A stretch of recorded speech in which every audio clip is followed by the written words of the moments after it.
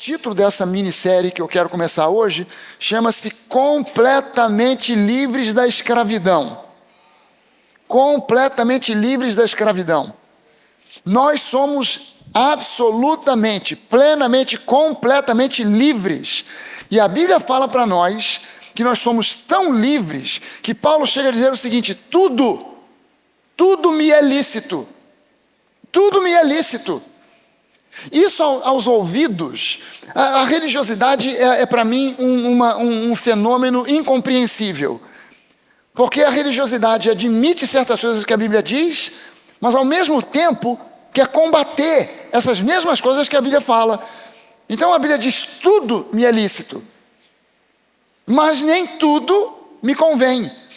Isso é algo que só pode ser colocado em prática por pessoas maduras, por gente que amadurece na fé, que amadurece espiritualmente, que entende que tudo, a nós que somos cristãos, tudo nos é lícito, mas que nem tudo convém.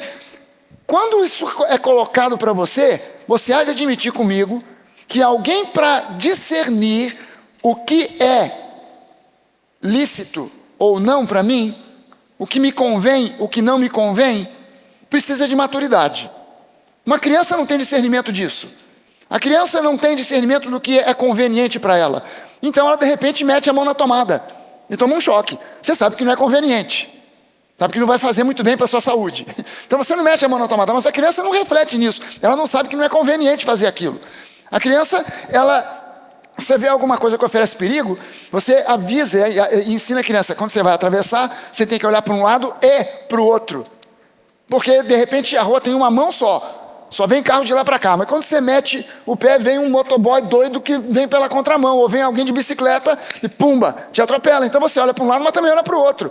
Mas você entende assim, a criança não pensa, não reflete, ela vai e faz. Quando você começa a botar um monte de regras, é fácil, mas quando dá a você a responsabilidade de discernir o que te convém, aí é preciso que você seja maduro. Então essa série aqui, antes de mais nada, é um convite ao crescimento e à maturidade espiritual, obviamente, que a gente está falando. Porque você pode ter a minha idade, 67 anos de idade, e ainda assim, espiritualmente, ser um bebê espiritual. Mas a gente precisa caminhar e crescer espiritualmente. E eu quero começar lendo aqui com você um texto de 1 Coríntios, e eu quero que você preste atenção aqui no que vai ser dito nesse texto, no que está escrito nesse texto aqui de 1 Coríntios 10, para que você possa então ir fazendo os links necessários ao longo daquilo que eu for dizendo, porque eu vou usar muita coisa do Antigo Testamento que você pode imaginar a princípio que não tem ligação com isso aqui. Mas a nossa base para hoje é essa aqui, 1 Coríntios 10, e eu vou ler dos versículos 1 até o 5, e depois vou pular para o versículo 11. E o apóstolo Paulo, escrevendo à igreja de Corinto, ele diz assim: ora, irmãos, não quero que vocês ignorem que os nossos pais, os nossos antepassados, estiveram todos sob a nuvem, debaixo da nuvem, e todos passaram pelo mar. Todos estiveram debaixo da nuvem de glória, aquela nuvem que encobria o acampamento de Israel no deserto, que era a própria manifestação de Deus, que à noite se transformava numa coluna de fogo. Então durante o dia protegia o acampamento de Israel do calor do sol, e à noite, em forma de uma coluna de fogo, irradiava calor no frio do deserto. Porque o frio tem o deserto tem isso. De dia é um calor esturricante, à noite esfria pra caramba. E ele diz: todos vocês sabem que os nossos antepassados, todos estiveram debaixo daquela nuvem de glória do nosso Deus, e todos passaram pelo mar. Citando aqui, obviamente, aquela passagem de Moisés que conduz o povo para passar pelo mar vermelho a pé seco. Deus abre o mar e eles passam para o outro lado. Todos eles passaram pelo mar em Moisés, e todos eles que passaram pelo mar em Moisés foram batizados, tanto na nuvem como no mar.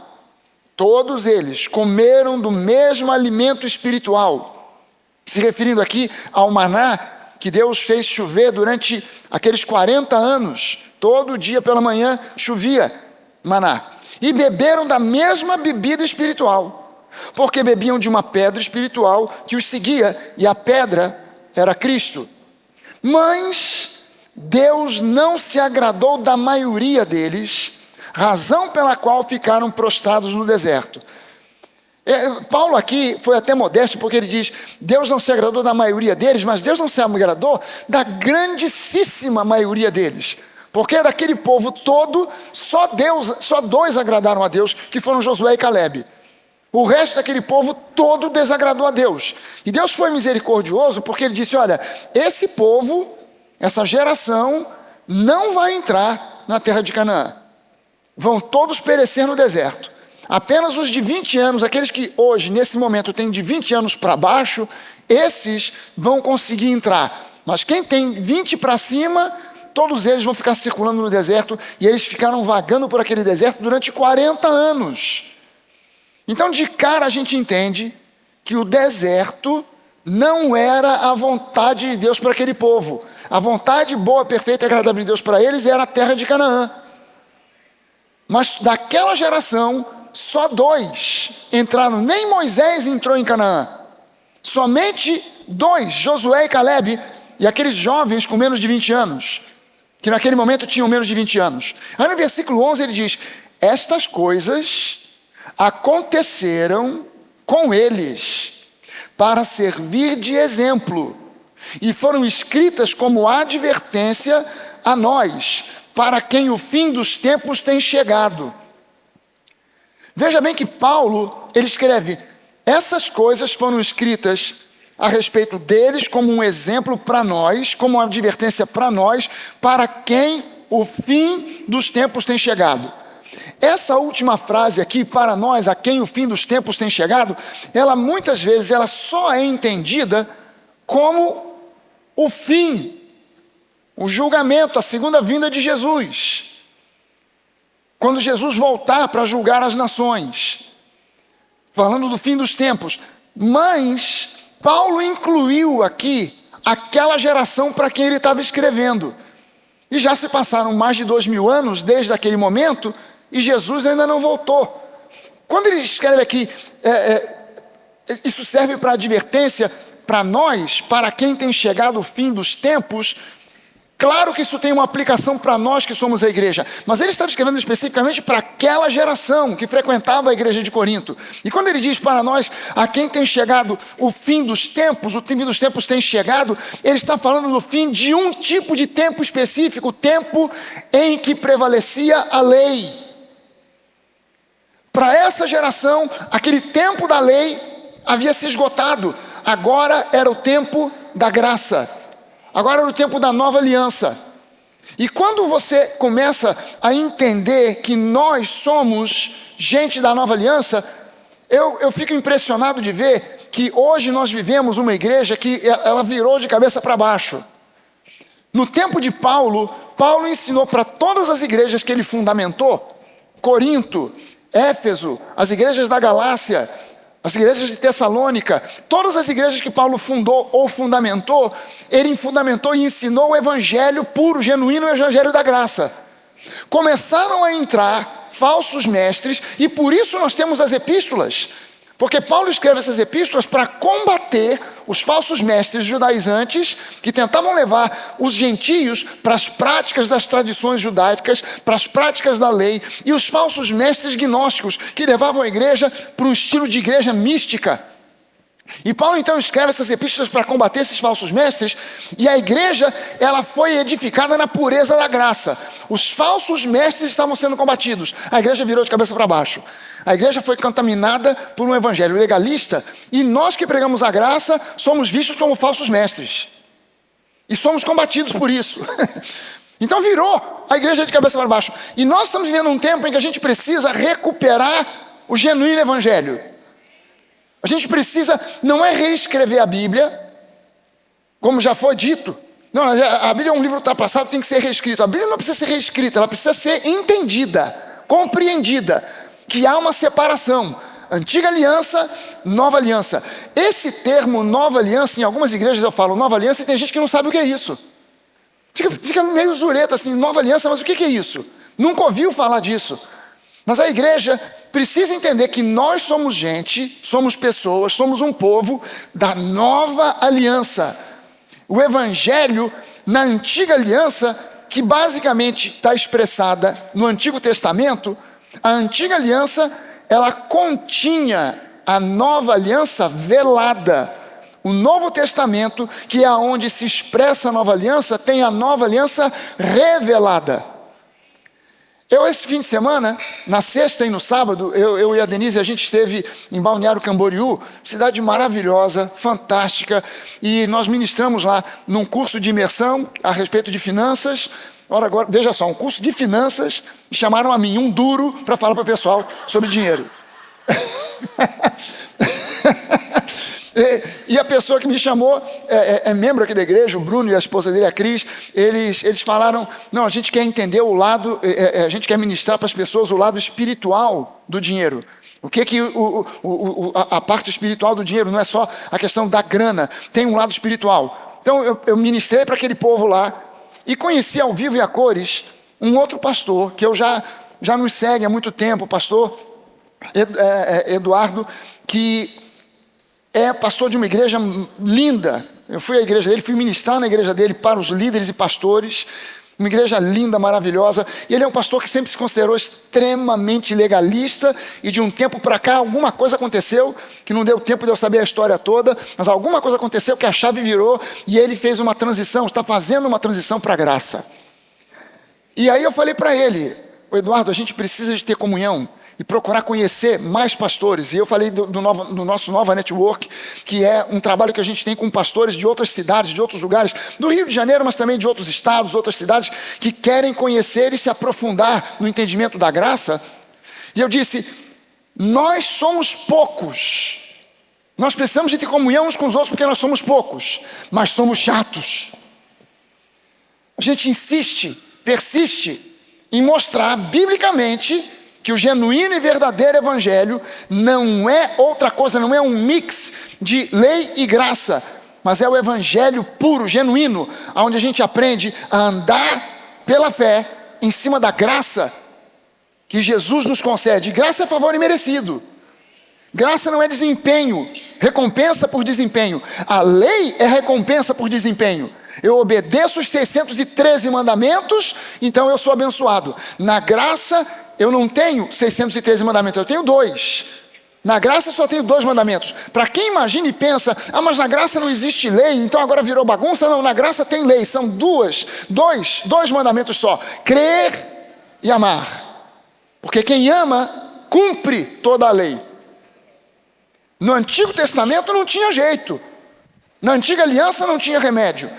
No Antigo Testamento, na Velha Aliança, nós temos a sombra. No Novo Testamento, na Nova Aliança, nós temos a substância, a realidade. No Antigo Testamento, tipos, sombras, metáforas, símbolos. Na Nova Aliança, substância e realidade. Moisés, ele era um servo e ele foi mediador da Antiga Aliança. Jesus não era um servo, Jesus era um filho e ele foi o mediador da Nova Aliança. Olha a importância que Deus deu para a nova aliança. Quando ele entregou a antiga aliança, ele entregou para um servo, um homem falho, comum, e fez dele um profeta. Então Deus dá a velha aliança para um homem que se torna um profeta, e ele entrega a velha aliança para o povo.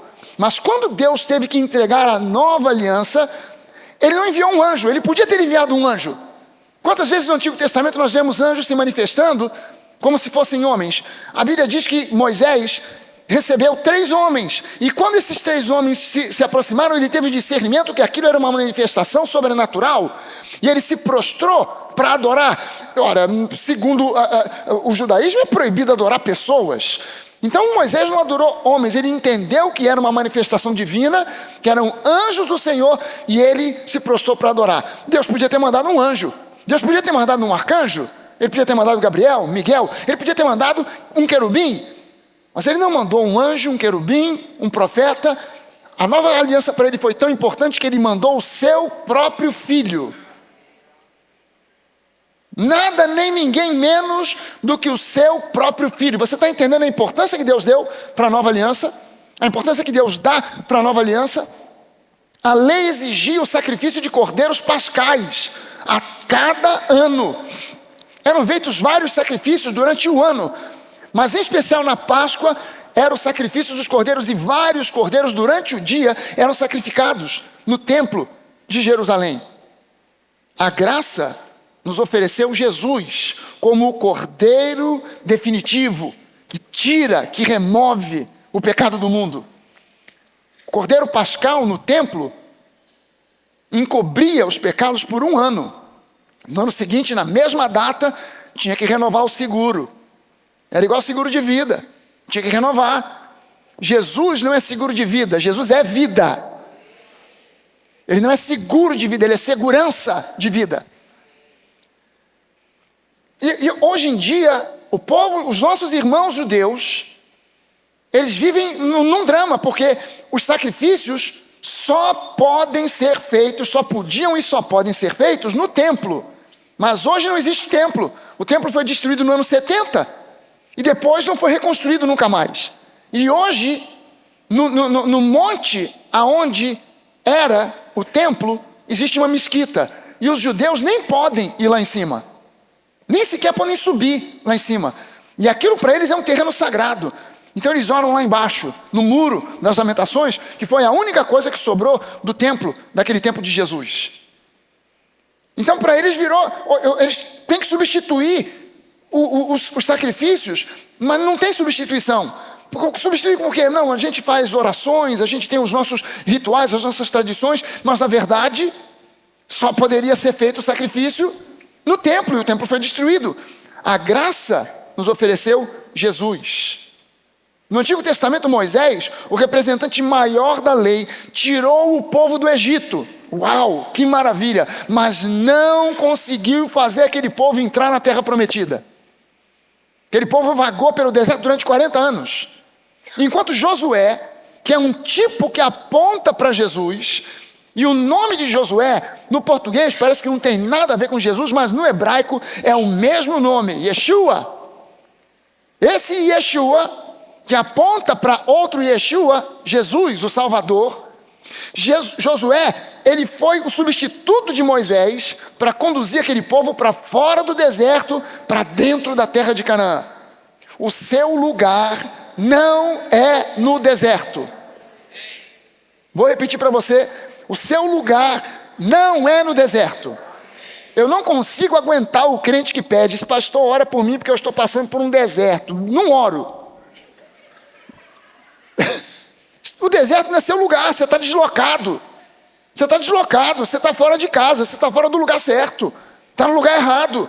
Porque o deserto é um lugar, entenda bem, o deserto foi um lugar onde Deus aplicou misericórdia. Mas o deserto era um lugar de maldição. Por causa do queixume do povo, por causa da murmuração do povo. Quando eles começaram a reclamar e dizendo: Moisés, Deus nos trouxe para esse deserto para morrer. E Josué e Caleb dizendo: não, gente, nós vamos conseguir entrar. E 10 dos príncipes de Israel, das tribos de Israel, 10 diziam: não vamos conseguir nada. Nós entramos lá, nós espionamos a terra, nós vimos, eles são gigantes e nós éramos como gafanhotos diante deles. Se a gente tentar, a gente vai morrer. E Josué e Caleb: para, gente, cala a boca, não fala isso. Nós podemos entrar porque Deus prometeu. Até que Deus falou: não aguento mais ouvir essa murmuração. Diga para o povo que conforme eles falaram, eles vão receber, vão perecer no deserto. Para cada dia que os espias ficaram espionando a terra de Israel, que foram 40 dias, vai ser um ano no deserto. Então ficaram 40 anos vagando naquele deserto, e somente Josué e Caleb e aqueles que têm menos de 20 anos são aqueles que vão entrar na terra de Canaã. Porque o deserto é um lugar de juízo, é um lugar de maldição. Não é o nosso lugar. O nosso lugar é em Canaã, um lugar onde mana leite e mel. E tem gente que pensa que Canaã é o céu. Canaã não é o céu. E não pode ser. Porque quando eles entraram em Canaã, tinha um monte de inimigo, tinha guerra para guerrear, tinha batalha para vencer. Então não pode ser o céu, porque no céu que eu saiba não vai ter guerra. Ou você imagina que quando você chegar no céu, Deus vai te dar um escudo e uma espada e você vai: cadê o capeta? Não. O céu é um lugar de paz. É um lugar da consumação final. Não tem problema nenhum lá para resolver. Canaã é um símbolo que aponta para a vida abençoada que Deus tem para mim e para você aqui hoje. Então eu queria que você levantasse uma das suas mãos e dissesse isso: eu não estou e nem estarei em deserto algum. O meu lugar é em Canaã. Aleluia. Uou, amém. Moisés, que é um tipo que aponta para a lei, ele conduziu o povo com um cajado. Você já ouviu essa expressão? Às vezes em certas igrejas, o pastor vem com uma palavra a mais. Aí o pessoal sai do culto e fala assim: hoje o pastor desceu o cajado. Já ouviu essa expressão? O pastor hoje desceu o cajado. Gente, o pastor desceu o cajado nas ovelhas é doido, porque o cajado não é para bater na ovelha, o cajado é para bater no lobo. Mas aí o camarada confunde ovelha com lobo. Como é que pode confundir? Tem que dar um óculos para o sujeito confundir ovelha com lobo. Dá o cajado, dá uma cajadada. Moisés conduziu o povo no deserto com um cajado. Mas Josué, um tipo que aponta para Jesus, conduziu o povo com uma arca. A arca da aliança. A arca da aliança, cuja peça principal era a tampa, que era feita de ouro maciço, ouro puro. A caixa da arca era feita de madeira revestida com ouro. Mas a tampa em si era de ouro puro e ouro batido. E é interessante que se você pegar o ouro puro, ele é mole como chumbo. O ouro, para ficar duro, como é nas alianças de casamento, ele precisa de ter uma liga com prata, com algum outro metal, com bronze, com cobre, alguma coisa para fazer que ele fique duro. Mas ele puro, ele é mole como chumbo. Então Deus fala para Moisés: Moisés, você vai fazer a tampa dessa arca de ouro puro batido. Ou seja, Moisés teve que pegar todo o ouro que o povo de Israel ofertou, que eles haviam recebido dos egípcios quando saíram do Egito. Ele teve que pegar aquele ouro todo, botar num panelão, derreter aquele ouro, fazer um bloco de ouro puro, e vieram os artesãos com martelos para moldar 2 querubins de um lado, um querubim de um lado, um querubim de outro, a tampa. E essa tampa, ela é chamada, na nossa Bíblia em português, de propiciatório. Palavrinha complicada, que significa algo que nos faz propícios. Mas se você vir o nome dessa tampa, no original, no hebraico, é caporet. E caporet literalmente é traduzido como assento ou trono de misericórdia. Aquela tampa que estava a tampa daquela arca, ficava essa arca com a sua tampa ficava no Santo dos Santos, no tabernáculo e também no templo.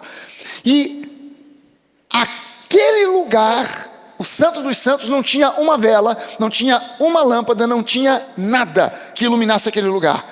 Teoricamente deveria ser escuro, mas havia luz, e a luz era a presença do próprio Deus, que se manifestava como uma pequena nuvem entre os 2 querubins, irradiando luz para aquele lugar. No santo lugar ainda tinha luz, porque tinha lá o menorá, aquele candelabro de 7 pontas, com 7 lâmpadas alimentadas por azeite, que iluminava o lugar. Mas quando você entrava no Santo dos Santos, e somente o sumo sacerdote fazia isso uma vez por ano, quando ele entrava ali, aquele lugar tinha luz, e mais luz do que no santo lugar, porque a luz ali era a presença de Deus. E hoje você e eu andamos na luz. Nós andamos na luz do Senhor. Agora entenda bem o seguinte: tem gente que pensa que andar na luz é como um show que eu vi no Circo de Soleil, que tinha um mágico que ao mesmo tempo ele era um palhaço. Era um mágico engraçado. E ele tinha uma mágica que ele ia fazer, que todo o picadeiro, todo apagado, e tinha um foco de luz, e aquele foco de luz, ele corria para um lado e para o outro, ele ficava atrás do foco de luz. Ele, quando chegava no foco de luz, o foco de luz parado, ele ficava no foco de luz, ele começava a fazer a manipulação da mágica dele, o foco corria, ele ia atrás. E tem gente que pensa que andar na luz do Senhor é assim. Deus é esse cara que está com o foco de luz, fazendo pouco caso de nós, gozando, zoando da nossa cara, mudando o foco para lá, e a gente correndo atrás do foco de luz, para não ficar fora da luz. E não é assim. Aonde nós vamos, o foco nos acompanha. Aonde nós vamos, nós não corremos atrás da luz, nós estamos na luz. Não é uma busca, é um estado de ser. Nós estamos na luz, e quando nós estamos na luz do Senhor, na luz da palavra, a luz não é como muita gente, eu já vi pregando dizendo, você debaixo da luz do Senhor, os seus pecados, os seus erros, as suas falhas são expostas, porque a luz, não, é completamente o oposto disso. Por quê? Porque nós estamos em Cristo e Cristo está em nós. Então quando a luz do Senhor reflete em nós, não mostra os nossos pecados, mas mostra Jesus em nós. Reflete Jesus em nós. Nós andamos na luz, estamos na luz, e essa luz é tão poderosa que nós estamos em Cristo, Cristo está em nós, então nós não só andamos na luz, como nós somos luz. Somos a luz do mundo. Jesus disse isso para nós. Agora veja só. Mateus no capítulo 3, Marcos no capítulo 1, Lucas também no capítulo 3, falam sobre o batismo de Jesus. Então João Batista batizava as pessoas no Rio Jordão. E esse lugar aonde, o lugar geográfico, o ponto geográfico, aonde João Batista batizava, era o mesmo ponto, o mesmo local geográfico, aonde Josué atravessou o Rio Jordão para sair do deserto e entrar com o povo na terra de Canaã. É o mesmo lugar. Esse lugar hoje, a gente não consegue visitar, não consegue chegar lá, porque é um lugar que está dominado pelos árabes muçulmanos. Mas você consegue olhar de longe com um binóculo. E quando você olha de longe com o binóculo, você vê que existem dois marcos. Existem dois marcos lá, como se fossem dois grandes cones, que estão numa determinada posição, num determinado lugar, do outro lado do Rio Jordão. E nós estamos do lado de cá do Rio Jordão, a gente bota o binóculo, a gente vê, tem lá aqueles dois marcos. O que são esses dois marcos ali? O que são esses dois grandes, aparentemente de longe, parecem serem dois grandes cones? Entenda só o seguinte, quando Jesus se aproxima desse lugar onde João Batista batizava, Jesus foi ali com a intenção de ser batizado. João Batista, quando olha, ele diz, cara, não sou eu, você que deveria me batizar, não eu batizar você. Porque João tinha uma noção, um entendimento de que Jesus era muito mais do que o Messias. Ele sabia que Jesus era o Messias, mas também que ele era o Cordeiro de Deus que tira o pecado do mundo. Então quando ele vê Jesus, ele fala, eis aí o Cordeiro de Deus que tira o pecado do mundo. Ninguém ensinou isso para João. Isso foi uma revelação que ele recebeu do próprio Deus. E quando ele anuncia isso, Jesus se aproxima para ser batizado, ele diz, cara, não sou eu que vou te batizar, não posso te batizar, é você que tem que me batizar. E Jesus diz para ele assim, João, vamos fazer isso aqui para que se cumpra toda a justiça. Jesus não disse assim, eu preciso ser batizado, porque afinal de contas sabe como é, né? Todo mundo tem que ser batizado, então me batiza aí. Não, eu vou ser batizado, porque tem gente que não entende o batismo de Jesus. Fica perguntando, por que Jesus precisou ser batizado? Ele não precisava ser batizado, ele disse, eu quero que você me batize para que se cumpram as escrituras, para que se cumpra toda a justiça. Então Jesus vai ser batizado, aí João, que era filho de Zacarias era o legítimo sumo sacerdote daquela época. Mas ele não exercia o sumo sacerdócio, porque havia uma corrupção tão grande que ele foi removido da posição de sumo sacerdote, e quem assumiu foram dois caras, Anás e Caifás, que eram mancomunados com o governo romano. Mas João era filho de Zacarias, e o cargo de sumo sacerdote era um cargo hereditário. Então começou com Arão, e os filhos de Arão, netos, bisnetos, tetranetos, esses caras, o mais velho, sempre o filho mais velho, era aquele que assumia, quando o antigo sumo sacerdote morria, assumia o filho dele mais velho. E Zacarias só tinha um filho, que era João Batista. Então João Batista, ele seria o próximo sumo sacerdote. Deveria ser, pelo certo, pelo correto, ele deveria ser o próximo sumo sacerdote. Ou seja, João era da tribo de Levi. A tribo de Levi é a mesma tribo de Moisés e Arão. A tribo da lei.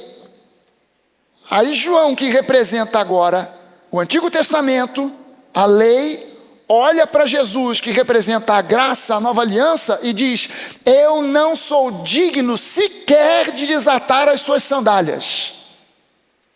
A lei olha para a graça e reconhece: eu não sou digno sequer de desatar as suas sandálias. A lei reconhece: ele é a graça e a graça é superior. João não se atreveu a se colocar no mesmo nível de Jesus. Ele é o Messias, mas eu sou o cara que anuncia e prepara o caminho para ele. Não, eu não sou nem digno de desatar as suas sandálias. Por quê? Porque a graça é muito superior à lei. Então João, sabendo que a graça é superior, quando ele olha para Jesus, ele diz: não sou eu que tenho que te batizar, você que deveria me batizar. E Jesus diz: João, vamos fazer isso para que se cumpra toda a Escritura, para que se cumpra toda a justiça. Jesus, ele veio cumprir a lei, e o seu batismo nas águas foi uma representação da sua morte, do seu sepultamento e da sua ressurreição.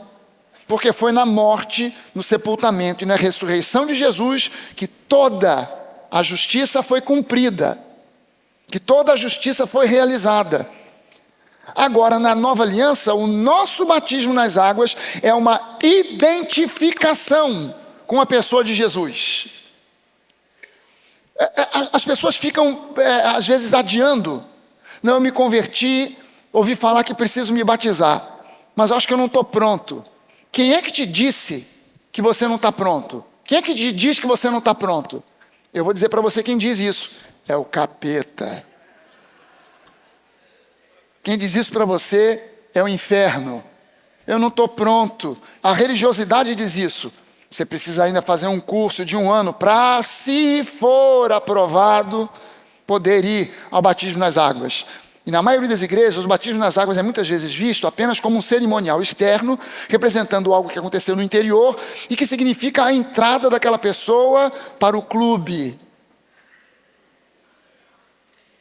Fui batizado, agora sou membro da igreja.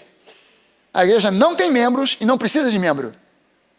Nós somos membros do corpo de Cristo, mas nós não somos membros do clube de Jesus. A igreja precisa de elementos do corpo que estejam operando e trabalhando para que o reino seja edificado. Mas as pessoas pensam que uma carteirinha de membro resolve. A pessoa pensa que vai chegar no céu e vai mostrar: nova igreja. Aleluia. Não faz isso, pelo amor de Deus. Não apresenta, porque se você for reprovado, fica ruim para a gente.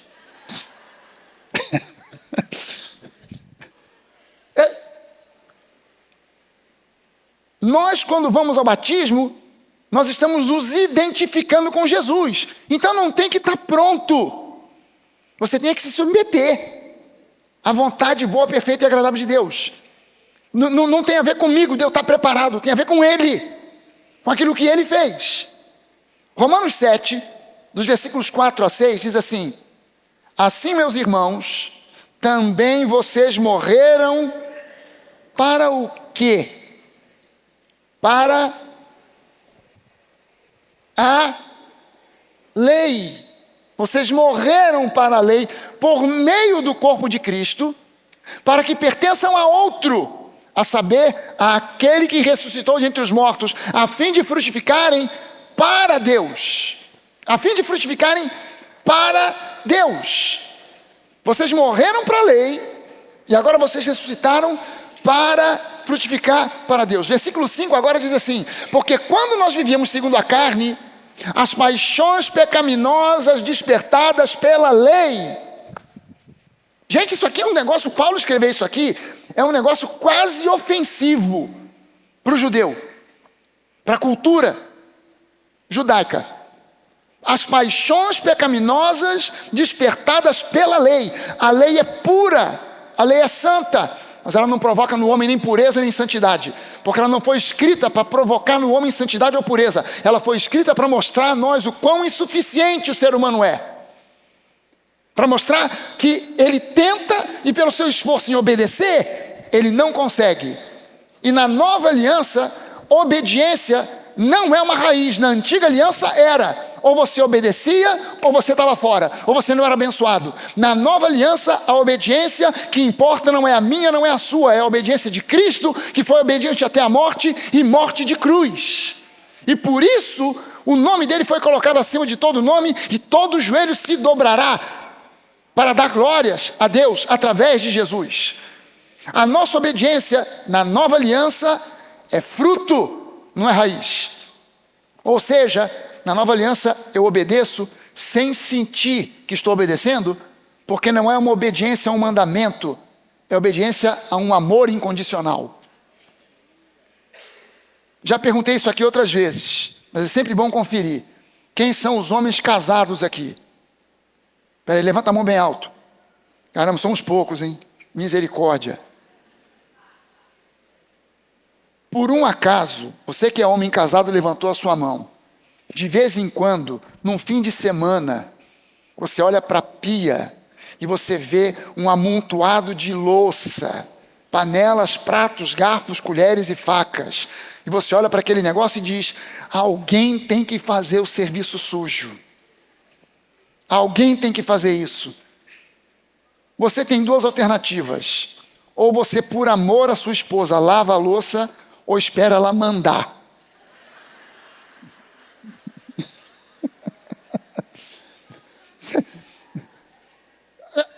Quando ela manda, quando ela diz: homem, faz alguma coisa, pelo menos lave essa louça. E você vai contrariado e lava, depois não rola aquilo.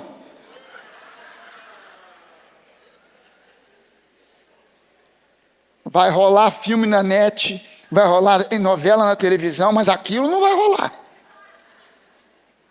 Mas se você não espera ela pedir ou mandar, e você vai por amor, você diz, não é nem por amor às vezes, por um interesse. Não, você não entendeu o interesse, é porque você pagou para ela fazer a unha na sexta. Então você não quer que aquela unha derreta debaixo do ODD. Se você vai lá, ela olha e fala: uau, ele lavou a louça. Como eu amo esse homem. Mas você não fez porque você foi obrigado, você fez porque você ama. Se ninguém precisou pedir, ninguém precisou ordenar, ninguém precisou mandar. Na nova aliança, obediência é fruto. Não existe um versículo na nova aliança cobrando de você obediência. Não existe um, mas existem vários na antiga aliança cobrando obediência. Então é preciso que a gente entenda que aqui, quando ele fala, quando nós vivíamos segundo a carne, as paixões pecaminosas despertadas pela lei operavam em nossos membros a fim de frutificarem para a morte. O sujeito obedecia, e ainda assim no final tinha morte. Agora o versículo 6 ele diz: agora porém estamos livres da lei. Você pode levantar uma das suas mãos e dizer isso: graças a Deus, eu sou livre. Livres da lei, pois morremos para aquilo a que estávamos sujeitos, para que sirvamos da maneira nova, segundo o Espírito, e não da maneira antiga, segundo a letra, porque a letra mata, mas o Espírito vivifica. Por isso, quando alguém é batizado, essa pessoa, o que ela está declarando de fato, não é agora sou membro dessa igreja. O que ela está declarando é: a morte dele foi a minha morte. O sepultamento dele foi o meu sepultamento. A ressurreição dele foi a minha ressurreição. E então agora eu estou morto para a lei, para o pecado, mas estou vivo para Deus. Esse é o recado que a gente está dando para a igreja, para o céu, para o inferno. Tudo no batismo de Jesus estava declarando: é tempo de fazer a travessia para o outro lado. É tempo de sair do deserto da lei para entrar na terra da graça, terra que emana leite e mel. É tempo de sair do esforço sofrido do legalismo para o descanso e a paz que a graça oferece. É tempo de sair da velha aliança para entrar definitivamente na nova aliança. Josué capítulo 3, dos versículos 11 ao 17, presta sua atenção nesse texto, porque isso aqui é que está ligado com aquele primeiro texto que a gente leu de 1 Coríntios. Olha só o que ele diz aqui: eis que a arca da aliança do Senhor, de toda a terra, o Senhor de toda a terra, vai passar o Jordão na frente de vocês. Deus está dando a instrução para Josué de como entrar na terra prometida. E agora escolham 12 homens das tribos de Israel, um de cada tribo, quando as plantas dos pés dos sacerdotes que levam a arca do Senhor Deus, o Senhor de toda a terra, tocarem nas águas do Jordão, elas serão cortadas, a saber, as águas que vêm de cima, e se amontoarão. Deixa eu te explicar isso aqui. O Rio Jordão é um rio muito peculiar, e naquela época era mais ainda. Hoje o Rio Jordão está bem diferente, porque foram abertas várias drenagens do rio para aqueles povos, principalmente para Israel, mas para aqueles povos daquela região, na Jordânia e em outros lugares, são dependentes das águas do Rio Jordão. Então hoje ele é um rio um pouco diferente do que era naquela época. Mas naquele tempo, o Rio Jordão era o rio com a maior corredeira de toda a terra. Por quê?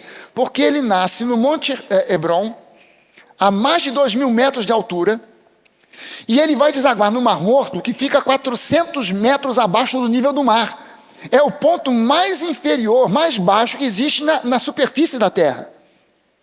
400. Você quando vai em Israel e vai visitar o Mar Morto, você pega uma estrada que é uma ladeira abaixo e vai mostrando. Você está a 400, você está aqui a nível do mar. E tem umas placas que vão mostrando agora menos 100, menos 200, menos 300, você chega a menos 400 metros. Então ele vinha de 2.000 e quase 3.000 metros de altura para terminar em 400 metros abaixo do nível do mar. Então aquilo ali, quando estava a época do verão, porque as águas do Rio Jordão são águas que derretem lá de cima do monte, porque o monte é muito alto, então são neves eternas. Então quando no verão derrete, vem aquele aguaceiro. E esses caras foram atravessar justamente na época da cheia, na época em que o rio estava correndo veloz. E ainda pior, ele se tornava ainda mais rápido, porque o Rio Jordão, ele não é um rio cujo fundo é de barro. Ele não é um sulco no meio da terra. Ele está numa falha geológica em forma de V, que vai desde o norte de Israel, e essa falha chega até o sul da África. E ele é um V, por causa dessa formação geológica, ele corre ainda mais rápido. E esses caras chegaram na época da cheia em que o rio estava a toda. Então olha só, Deus está dizendo: vocês vão até a beira do rio quando os sacerdotes chegarem lá, que os pés deles se molharem na beira das águas. Por quê? Porque o Jordão transbordava sobre todas as suas ribanceiras durante o tempo da colheita. As águas que vinham de cima pararam de correr, levantaram-se num montão, numa grande distância, até a cidade de Adã, que fica ao lado de Sartã. Adã, o nome Adã, essa cidade existe até hoje na Israel. Se você for a Israel e quiser visitar Adã, a cidade está lá. O nome da cidade, Adã, no hebraico é Adam. E Adam é o nome de um personagem bíblico muito conhecido, Adão.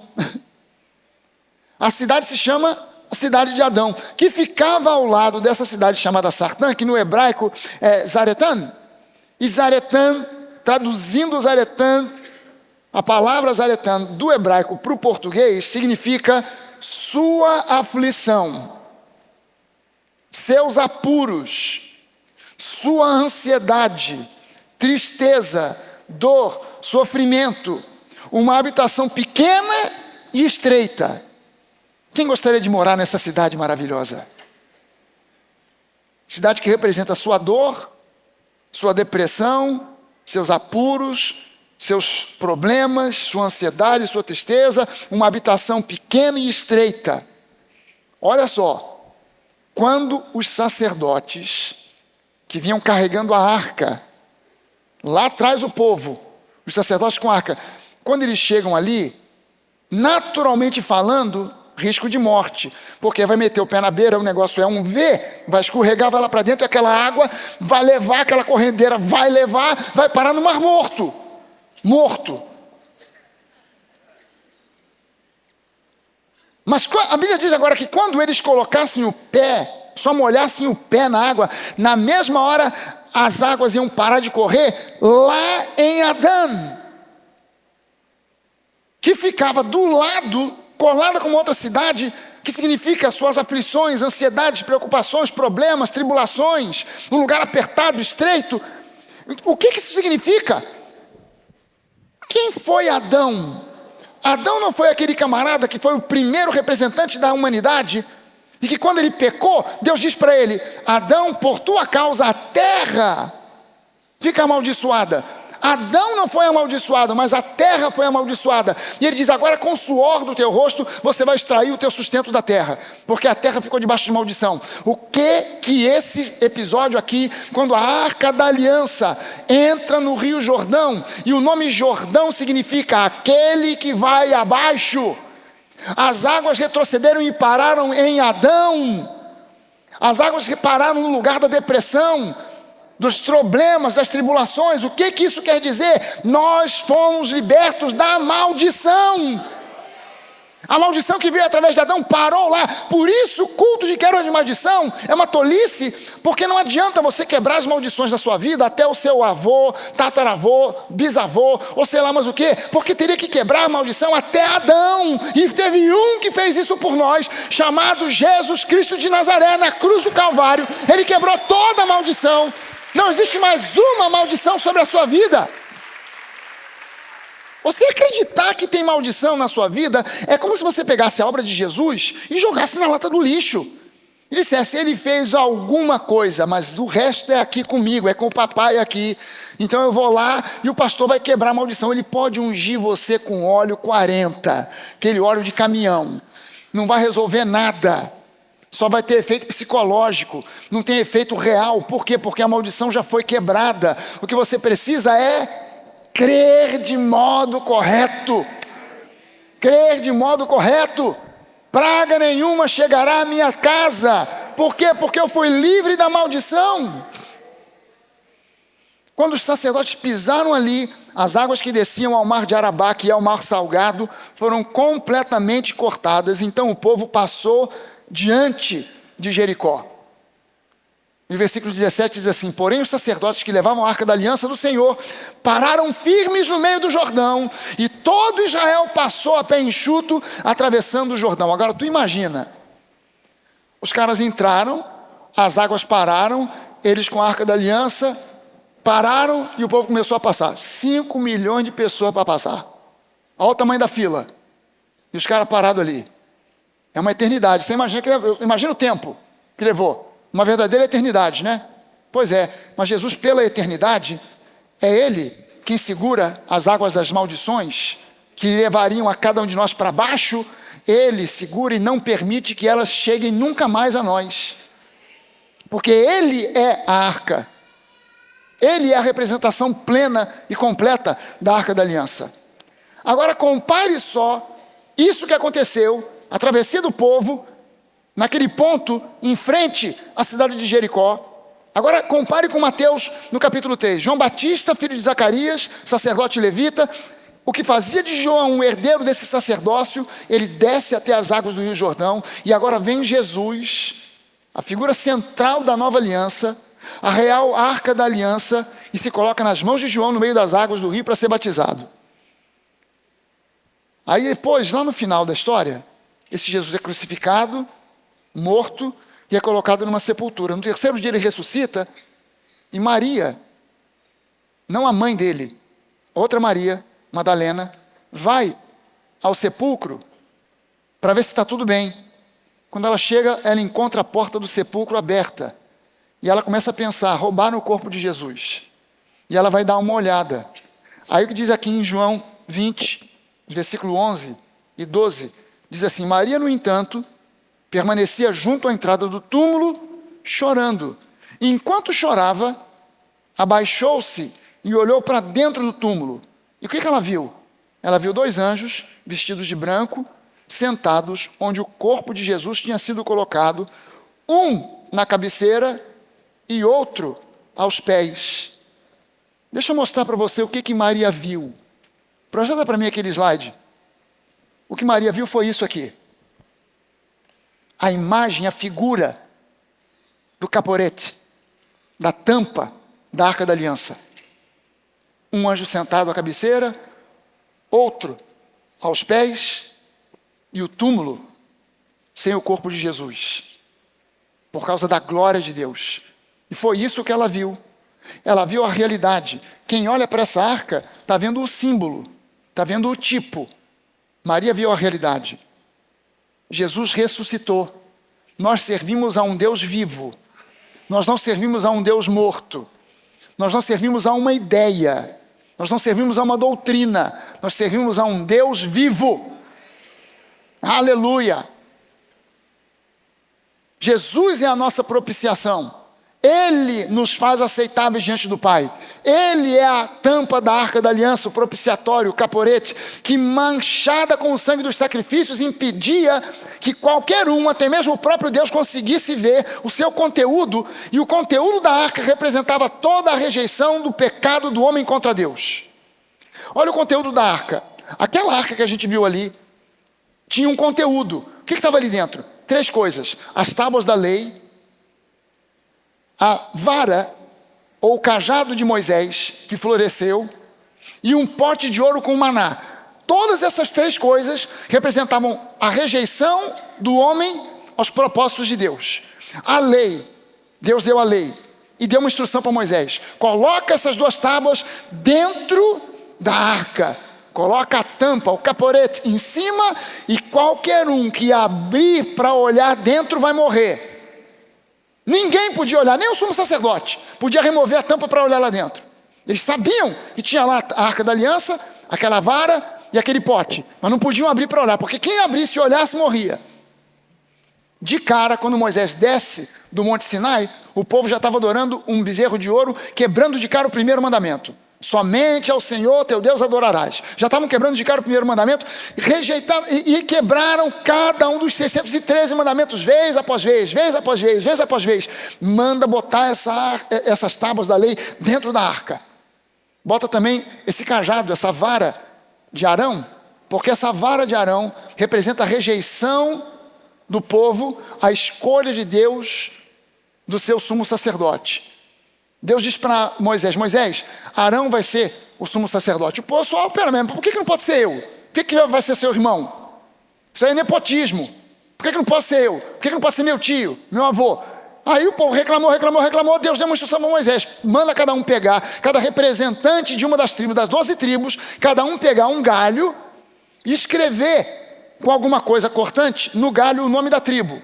Levi, Ruben, Gade, Dan.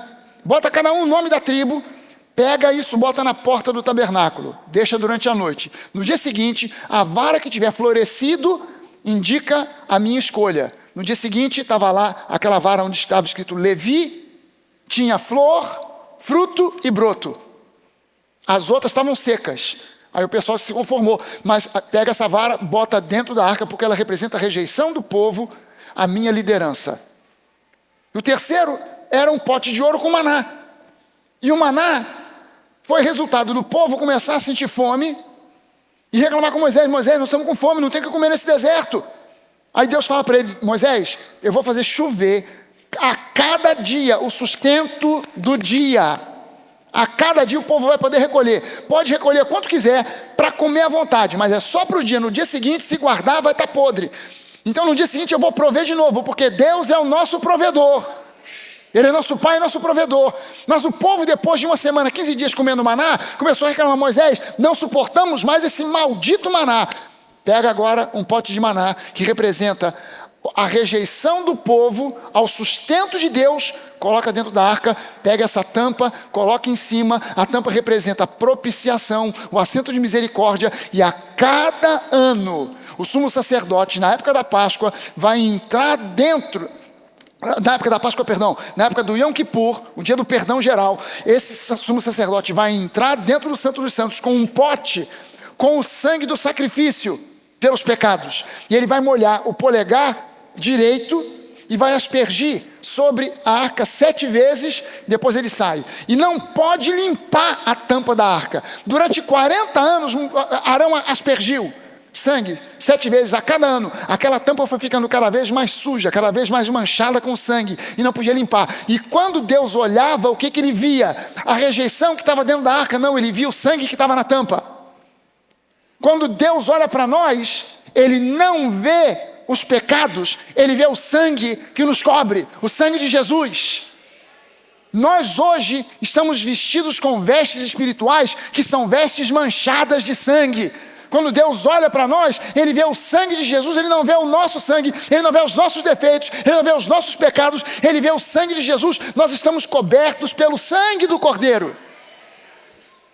Nós estamos hoje cobertos e revestidos, Deus hoje, ele não nos rejeita, porque quando ele olha para nós, o sangue barra a visão. Aqueles 2 querubins na tampa da arca, se você reparou, eles estão de asas estendidas, mas de cabeça baixa, como quem quer olhar para dentro da arca. Mas o que eles viam? O sangue de Jesus. Até os anjos, quando olham para nós, eles nos servem, porque quando eles olham para nós, não veem em nós os nossos defeitos e pecados. Eles veem as nossas vestes espirituais manchadas pelo sangue do Cordeiro. O batismo de Jesus dá um recado para nós. O recado é tempo de sair do deserto, da maldição da lei, e entrar na Canaã espiritual, que é o descanso, a confiança plena na obra de Jesus, consumada na cruz do Calvário. Lembre-se que quando os sacerdotes da antiga aliança pisaram na água do Jordão, as águas pararam de correr, retrocederam até a cidade de Adão, que era ladeada por Zeretã. Isso porque a obra completa de Jesus cortou o fluxo da morte que vinha desde Adão e que impedia o povo de Deus de desfrutar da sua herança. Nas águas do Jordão, João Batista era o sacerdote, Jesus o propiciatório. A maldição foi cortada desde a sua origem no batismo de Jesus nas águas do Jordão e foi cortada definitivamente na cruz do Calvário. Por isso nós somos livres. Você pode levantar as suas mãos e dar esse recado para que os anjos ouçam, para que Deus ouça, mas para que o inferno também ouça. Diga com força, em alto e bom som: eu sou livre. Você pode celebrar essa liberdade que você tem em Cristo. Aleluia. Agora olha só, Josué 4, versículos 2 a 9, diz assim: quando todo o povo tinha passado o Jordão, o Senhor falou com Josué, dizendo: escolham 12 homens do meio do povo, um de cada tribo, e ordenem que tirem 12 pedras do meio do Jordão, do lugar de onde os pés dos sacerdotes ficaram parados, e que levem essas pedras e as depositem no lugar em que vocês irão passar a noite, no acampamento. Então Josué chamou 12 homens que havia escolhido dos filhos de Israel, um de cada tribo, e disse-lhes: passem adiante da arca do Senhor, o seu Deus, até o meio do Jordão. Cada um levante sobre o ombro uma pedra, segundo o número das tribos dos filhos de Israel, para que isto seja por sinal entre vocês. E no futuro, quando os seus filhos perguntarem: o que significam essas pedras para vocês? Respondam que as águas do Jordão foram cortadas diante da arca da aliança do Senhor. Quando a arca passou, as águas do Jordão foram cortadas. Estas pedras serão para sempre por memorial aos filhos de Israel. Os filhos de Israel fizeram como Josué havia ordenado e levantaram 12 pedras do meio do Jordão, como o Senhor tinha dito a Josué, segundo o número das tribos dos filhos de Israel, e levaram-nas consigo ao lugar onde passariam a noite, e as depositaram ali. Josué também levantou 12 pedras no meio do Jordão, no lugar onde ficaram parados os pés dos sacerdotes que levavam a arca da aliança, e essas pedras estão ali até o dia de hoje. Obviamente que não é até 2026, 2025, mas até o tempo em que o livro foi escrito. Agora olha só, quando você vai a Israel, você quer olhar, quer visualizar esse lugar, tem lá esses 2 marcos. Esses 2 marcos, que parecem 2 cones, eles estão exatamente no lugar onde antes havia uma coluna de pedras outra coluna de pedras, uma feita por esses 12 homens, outra feita por Josué, que marcavam e lembravam: aqui nesse lugar o povo atravessou e entrou na terra de Canaã a pé seco. Aqui as águas foram cortadas. Aqui Deus nos proveu mais um milagre. Os nossos pais cruzaram o mar aberto, nós cruzamos o rio, eles cruzaram para o deserto, nós cruzamos para a terra que mana leite e mel. Nós somos a geração, presta atenção no que eu quero te dizer. A geração da igreja, até há pouco tempo, é uma geração que saiu do mundo, mas não conseguiu sair do deserto. A grande maioria do povo de Deus até hoje continua no deserto. Nós somos uma geração que está definitivamente atravessando o Rio Jordão para entrar na terra prometida e desfrutar da vida abençoada que Deus conquistou para nós na cruz do Calvário através de Cristo Jesus. O sacrifício de Jesus não foi um sacrifício barato, não foi um sacrifício pequeno. Não é possível que nós continuemos circulando no deserto, porque o deserto é lugar de maldição, e a maldição foi interrompida a partir de Adão na vida de todo aquele que crê. Então nós não estamos mais debaixo dessa maldição, e nosso lugar não é o deserto, e nós somos a geração que é convidada por Deus a entrar na terra que mana leite e mel, na terra abençoada onde você tem cura, provisão, prosperidade, família abençoada. E nada disso é uma ilusão, nada disso é uma palavra triunfalista para conquistar os seus sentimentos. Tudo isso é uma realidade espiritual que foi conquistada para mim e para você na cruz do Calvário por Jesus. Aleluia! Olha só, Jesus, no mesmo episódio de Mateus 3, ele tem um confronto com os fariseus. E olha só o que ele diz. Quando João viu que muitos fariseus e saduceus vinham ao seu batismo, disse-lhes, esse é João falando para os fariseus: raça de víboras, quem deu a entender que vocês podem fugir da ira que está por vir? Produzam frutos dignos de arrependimento, e não pensem que podem dizer uns aos outros: temos por pai Abraão, porque eu afirmo a vocês que Deus pode fazer com que destas pedras, que pedras? Daqueles 2 memoriais, daqueles 2 pequenos altares, dessas pedras, Deus pode fazer com que surjam filhos de Abraão. Aquelas pedras do altar de Josué eram um memorial que dizia: lembrem-se, Deus nos favoreceu. Um dia nós fomos escravos, um dia nós saímos do Egito, mas nós ficamos vagando no deserto. Mas houve um dia em que nós cruzamos o Jordão e entramos na terra que mana leite e mel para viver um novo tempo, uma nova qualidade de vida. Essa é a nossa história espiritual. Nós éramos escravos no mundo. Por mais livres, o diabo, ele quer que as pessoas no mundo pensem que elas são livres, mas são todos aqueles que estão sem Jesus, são escravos. São escravos que estão numa coleira. E essa coleira tem uma distância onde o diabo dá linha na pipa, até um ponto onde ele puxa.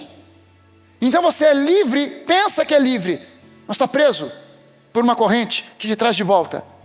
Por isso a pessoa se diverte, mas continua deprimida. Por isso a pessoa viaja, mas não consegue se satisfazer. Por isso a pessoa ganha dinheiro, e às vezes até, mesmo sendo milionária, se suicida. Porque ela é prisioneira, ela não sabe. E quando ela recebe Jesus, ela estava no Egito, prisioneiro, escravo no Egito. Quando ela recebe Jesus, Josué entra na vida dela. O problema é que muitos pastores tiram Josué e botam Moisés, porque ela deveria cruzar direto do Egito para a terra de Canaã. Mas muitas igrejas colocam as pessoas vagando no deserto durante 10, 15, 20, 30, 40 anos, uma vida inteira, e nunca entram na terra de Canaã. Nós não temos que ser guiados por Moisés, mas pelo Yeshua, que nos conduz direto do Egito para a liberdade de Canaã. Esse é o nosso lugar. Esse é o lugar que Deus planejou para nós. Esse é o lugar da vontade boa, perfeita e agradável de Deus. Agora veja só, o justo viverá pela fé. E a realidade é que a lei e a fé não se misturam, assim como água não se mistura com óleo. Gálatas capítulo 3, versículo 11 ao versículo 13, diz assim: e é evidente que pela lei, ninguém, nobody, no one, ninguém é justificado diante de Deus, porque o justo viverá pela fé. Ora, a lei não procede de fé, mas aquele que observar os seus preceitos, por eles viverá. Cristo nos resgatou da maldição da lei, fazendo-se Ele próprio maldição no nosso lugar. Não sei se você já teve a oportunidade de ler Hebreus capítulo 11. É uma passagem conhecida e famosa do livro de Hebreus, que é a galeria dos heróis da fé. E aí essa galeria fala sobre Abel, Enoque, Noé, Abraão, Sara, Isaac, Jacó, José, Moisés. Mas tem algo curioso, que chega a ser até estranho na galeria da fé. Olha só os versículos 29 e 30. Diz assim: pela fé, os israelitas atravessaram o Mar Vermelho como por terra seca. Quando os egípcios tentaram fazer o mesmo, foram engolidos pelo mar. Pela fé, ruíram as muralhas de Jericó, depois de rodeadas por 7 dias. Peraí, quem observou alguma coisa estranha aqui? Ou você achou que está tudo bem aqui? Alguém achou alguma coisa estranha? Pastor, não achei nem estranho, nem deixei de achar. Está lá na Bíblia, o que está, está. Aleluia. Não reparou nada de estranho, não? Entre o versículo 29 e o versículo 30, tem um buraco, um gap de 40 anos. 40 anos. Pela fé, o povo atravessou o Mar Vermelho. Mas ele devia dizer: e circularam pelo deserto durante 40 anos, e finalmente entraram na terra que mana leite e mel, derrubaram as muralhas de Jericó. Mas tem um gap. Por quê? Porque eles atravessaram o mar pela fé, e as muralhas de Jericó caíram pela fé. Mas no deserto o que prevalecia era a lei, e a lei e a fé não se misturam. E a galeria dos heróis da fé. Porque graça e lei não se misturam de jeito nenhum. De jeito algum. A lei, ela cancela a fé. Gálatas 3,12 diz: ora, a lei não procede de fé. Foi diante das muralhas de Jericó, já dentro da terra prometida, que o povo de Israel não teve que batalhar contra o povo daquela cidade. Tudo que eles precisaram foi permanecer firmes diante das muralhas e bradar um brado de vitória, depois de ouvir o som de um grupo de pessoas que estavam tocando cada um um shofar, os shofarim. Shofarim é plural de shofar. E quando eles tocaram o shofar, o povo deu um brado. Eles não levantaram uma espada, um arco, uma flecha, um escudo. Eles apenas ouviram o som do shofar e deram um brado de vitória. As muralhas ruíram. O que é um shofar? Eu já vi em algumas igrejas que tentam judaizar a coisa, e tem sempre, de vez em quando, tem um irmão de talit, com um kippah e com um shofar. O cara não sabe tocar o shofar. Faz uma miséria com aquele negócio. Pelo amor de Deus, coisa horrível. Existem pessoas que, dentro do judaísmo, existem pessoas que são especializadas, que conhecem os toques do shofar. E tem que tocar direito aquele troço. Mas o que é um shofar? O shofar é um chifre de um carneiro que foi morto.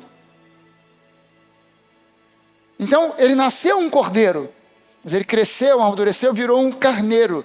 E o carneiro desenvolve aquele chifre meio arredondado. E aí, para ter o shofar, tem que matar o carneiro para ter o shofar. E o shofar sempre anuncia alguma coisa. O shofar não é simplesmente um toque de louvor. O shofar não é um toque no meio da adoração. O shofar é um toque que anuncia algo que Deus vai fazer. Então eles tocaram aquele shofar. Mas a gente precisa entender que para ter o shofar, um carneiro precisa morrer.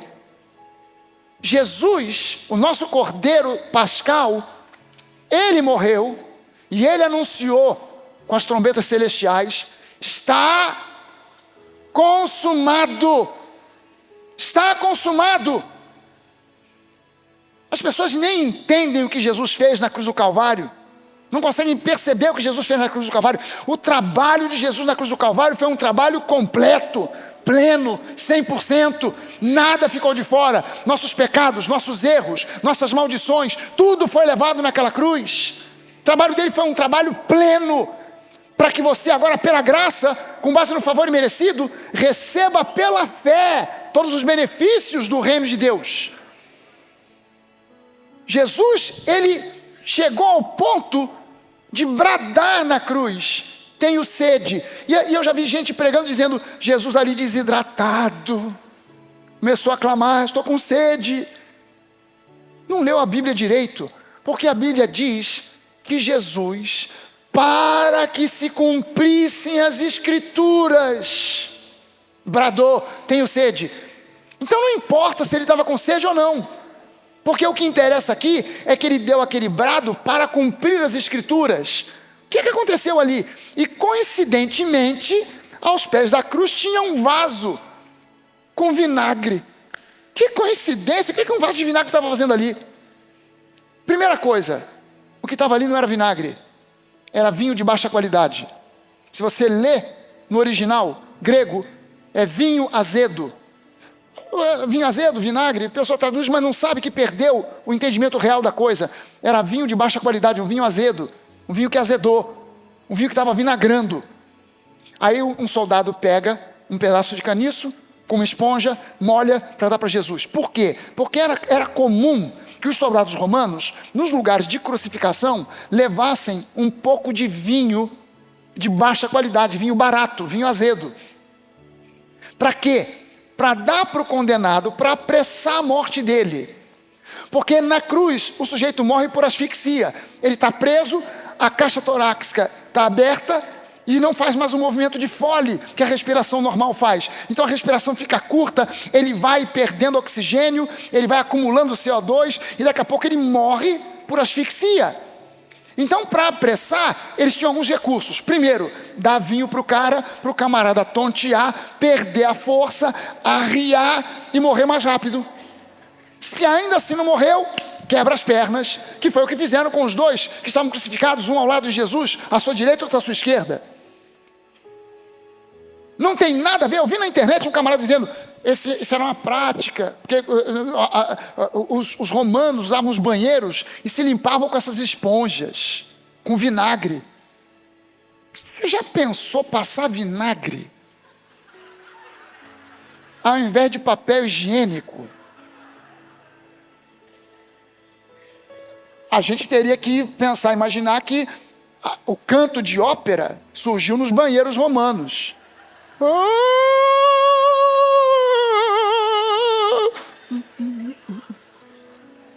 Só um idiota poderia levantar uma tese que não se baseia em nada histórico, conhece nada de Bíblia. Aquilo estava ali, não é porque tinha banheiro romano por perto, que nem tinha. Aquilo estava ali para dar para o condenado, para ver se ele morria mais rápido. Mas quando Jesus bebe, ele bebeu para que se cumprissem as Escrituras. No Antigo Testamento, o profeta Jeremias escreve, não algo que vem do coração de Deus, mas um ditado popular: os pais comeram uvas azedas e os filhos ficaram com os dentes manchados. Ou seja, os pais pecaram e os filhos consequentemente receberam o resultado do pecado dos pais, maldição hereditária. Então Jesus, para que se cumprisse as Escrituras, pede aquele vinho azedo, ele bebe e agora ele diz, está consumado, o sangue foi vertido, o vinho da maldição foi bebido, está resolvido o livro do pecado, da maldição, de todos os problemas, nós agora somos livres. Livres. Você pode levantar uma das suas mãos e dizer isso: em Cristo eu sou livre, absolutamente livre, plenamente livre, completamente livre. Aleluia. Você pode ficar de pé?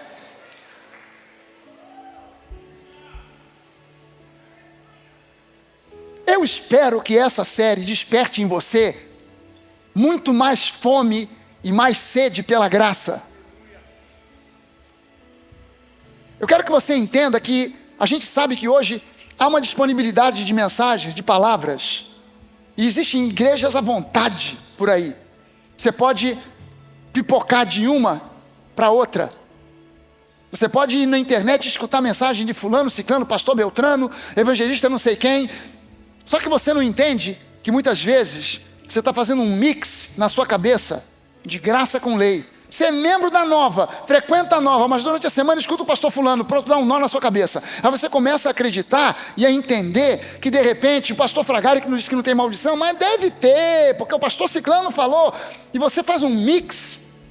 Mas eu espero que essa mensagem aqui e essa série desperte em você uma fome e uma sede da graça, e que você entenda que essa mensagem não pode ser misturada com mais nada. Você é absolutamente livre para ouvir quem você quiser, para ir à igreja que você quiser. Você é absolutamente livre para abrir o seu computador, ver no YouTube pastor A, B, C, D, E, F, quem você quiser. Mas você precisa entender que o que te alimenta de verdade, te tira do deserto, te coloca na terra que mana leite e mel, é uma palavra que te conduz ao entendimento de que Deus é bom e que Ele tem planos de uma vida abençoada para você.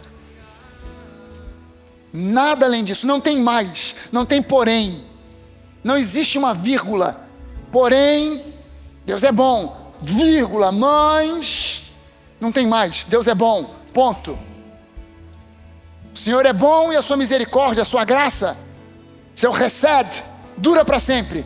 Bondade, misericórdia, benignidade, favor, amor, recede, dura para sempre. Não por um período, não até o próximo pecado, mas dura para sempre. Aleluia, você pode levantar as suas mãos. Quero convidar você que está acompanhando a gente pela internet. Faça do seu lugar agora um lugar de adoração. Levante as suas mãos junto conosco. Celebre junto conosco. Celebre junto conosco, cante junto conosco, celebre junto conosco, porque você é parte dessa família. Nós estamos aqui junto com você, ainda que você esteja a quilômetros de distância, em outra cidade, em outro país. Nós aqui formamos um só corpo. Eu quero convidar você a levantar as suas mãos e junto conosco adorar. E eu quero que você receba, você que está pela internet, você que está aqui, saia daqui hoje curado, saia daqui hoje livre de dívidas. Quem sabe hoje é o dia do final daquela dívida, daquele problema financeiro. Abrace pela fé, abrace pela fé. Você pode sair daqui hoje curado dessa enfermidade que tem te perturbado. Você pode sair daqui hoje com o teu casamento restaurado. Você pode sair daqui hoje com o teu casamento livre dos espíritos de divisão, de confusão, de separação, de divórcio. Você pode sair daqui nessa noite salvo, salvo, salvo pela graça. Se você nunca tomou uma decisão pessoal, eu não estou perguntando se você tem religião. Não me importa se você é católico, espírita, se você segue uma religião afro, ou se você se diz evangélico, não me importa. A religião não salva, a religião causa confusão, a religião causa guerras, morte. Na Irlanda do Norte, até pouco tempo, as pessoas se explodiam, metralhavam umas às outras, por causa de religião. Religião não ajuda, não salva, causa confusão. Jesus é o caminho, a verdade e a vida. Se você nunca tomou uma decisão pessoal por Jesus, se você reconhece que você foi apenas levado por uma tradição familiar, ou por um sentimento, por uma emoção, mas você quer nessa noite tomar uma decisão consciente por Jesus como seu Senhor e Salvador, não somente como seu Salvador, mas também como seu Senhor, eu quero que você faça um sinal para mim. Se você deseja isso, levante uma das suas mãos, eu vou orar por você. Amém, Deus abençoe. Há mais alguém aqui? Se há alguém desse lado que quer tomar essa decisão hoje, faça isso agora em nome de Jesus. Amém, Deus abençoe. Eu estou vendo a sua mão levantada. Levante a sua mão bem alto para que a gente possa orar por você. Amém, Deus abençoe. Deus abençoe. Amém. Há mais alguém? Amém, Deus abençoe. Aleluia. Amém. Eu vou pedir para você que levantou a sua mão fazer comigo essa oração, repetir essa oração. Se há alguém em casa, você está acompanhando pela internet e você quer tomar essa decisão, faça esse sinal também. Coloque aí no chat do YouTube, coloque aquela mãozinha e diga: eu quero receber Jesus hoje. E eu vou pedir que você faça essa oração junto comigo. E todos nós, a igreja, vamos orar como se nós estivéssemos recebendo Jesus hoje pela primeira vez, para dar uma força para essas pessoas que estão levantando a sua mão e que hoje aqui estão nascendo de novo. Há um passado sendo jogado fora e há um futuro que foi desenhado para você antes da fundação do mundo. Levante suas mãos e diga comigo assim: querido Deus, eu reconheço que preciso de Ti, que preciso de Jesus, que preciso do Teu Espírito Santo. Eu decido hoje reconhecer a Jesus como o caminho que leva até você, como a verdade, como a luz do mundo. Eu reconheço que Jesus é o meu Salvador e eu quero que Ele seja também o meu Senhor. Eu deixo para trás tudo que para trás fica e decido olhar para diante, para o futuro abençoado que você, meu Pai, desenhou para mim antes da fundação do mundo. Muito obrigado por me receber como filho amado. Muito obrigado por detonar o meu passado, esquecer o meu passado e olhar para mim como uma nova criatura. Obrigado pelo novo nascimento. Obrigado por Jesus. Eu te agradeço. Eu te agradeço. Em nome de Jesus. Amém. Amém. Amém. Aleluia. Aleluia. Você pode levantar suas mãos e dar um minuto de adoração a Deus por aquilo que Ele está fazendo na sua vida. Você, nesse grupo de 400 famílias que estão acompanhando a gente online, faça isso conosco. Levante a sua voz, cante conosco. Aleluia. Louvando sua glória, pois você